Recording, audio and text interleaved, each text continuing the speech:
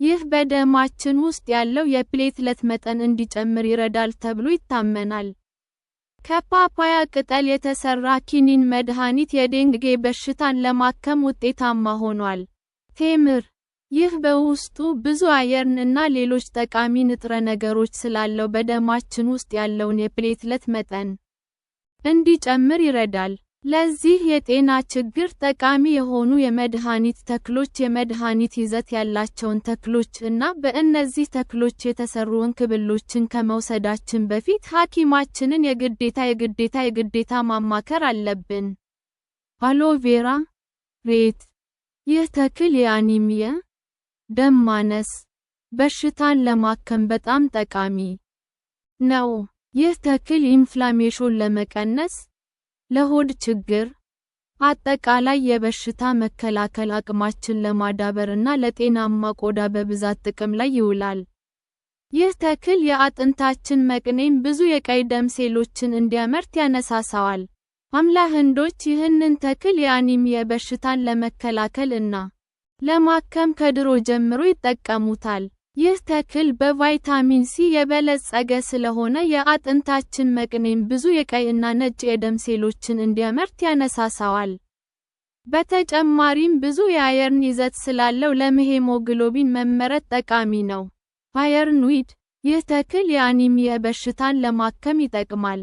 ይህ ተክል የደም ሴሎችን መጠን ያበዛል። በተጨማሪም የደም መፍሰስን ያቆማል። በተጨማሪም ሉከሪያ እና የሜነሪያ የሚባሉ የሴት ልጅ በሽታዎችን ያክማል።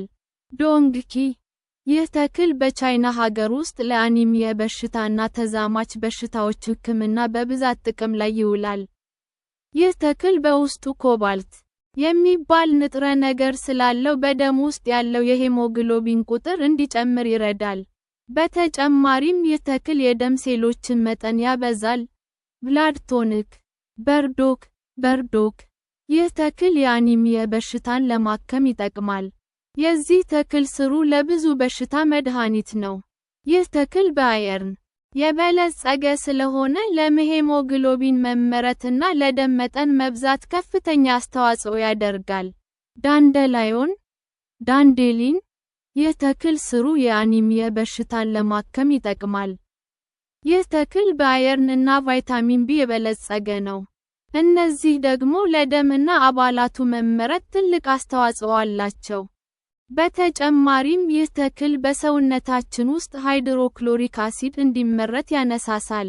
ይህ ደግሞ ሰውነታችን ከምንበላው ምግብ ውስጥ ቫይታሚኖችን፣ አየርን እና ፎሊክ አሲድን በብዛት እንዲወስድ ያደርጋል።